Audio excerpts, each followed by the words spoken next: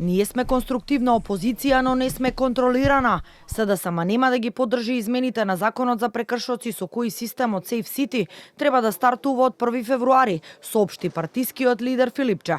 СДСМ не се против безбедноста во сообраќајот, туку спорно е кој ќе ја контролира огромната база на податоци од граѓаните, кажа тој, пред собраниската седница која според најавите ќе се одржи во петок, а на која од ДУИ по неколкудневно тактизирање соопштија дека ќе дадат зелено светло за законските измени. Во однос на системот Safe City, законот за прекршоци, ние тој закон нема да го поддржиме.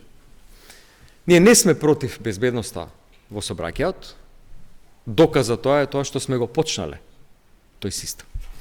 Меѓутоа не можеме да дозволиме системот парцијално да се имплементира. Освен што сме за безбедност во сообраќајот, ние сме и за безбедност на податоците, кој што повторно власта ниту го коментира, ниту се обидува да го регулира. Филипче на денешната пресконференција ја обвини власта за дефокус со измислени и лажни афери за опозицијата, додека според него течат криминални тендери, државата е изолирана, а економската состојба, како што вели, е катастрофална. Тој за следните денови најави нови бомби од антикорупцијскиот тим на СДСМ, за кои што тврди дека доаѓаат од членови на ВМРО-ДПМН, а доколку надлежните институции не реагираат, вели тие ќе поднесат соодветни пријави. Премиерот Мицкоски и политиката во земјава ја сведе на таблоид.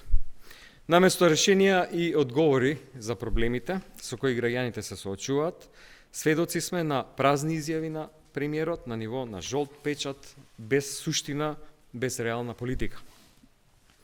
Ова не е политика, туку дефокус.